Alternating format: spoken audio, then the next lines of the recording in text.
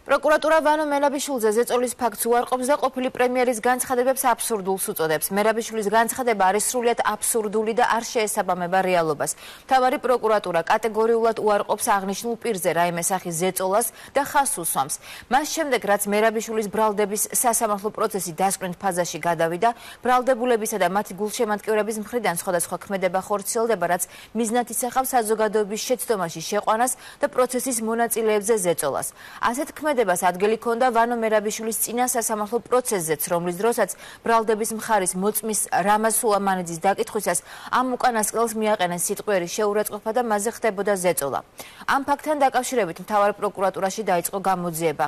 ასევე ამ ბოლო დროს გახშირდა სპეკულირების ფაქტები სხვადასხვა პირის მხრიდან ყოფილი პრემიერის ზურაბ ჟვანიას საქმეზე, რასაც მთავარი პროკურატურა უკავშირებს აღნიშნულ საქმეზე საგამოძიებო ქმედებების გააქტიურებას და ამ საქმესთან დაკავშირებულ მაღალ საზოგადოებრივ ინტერესს.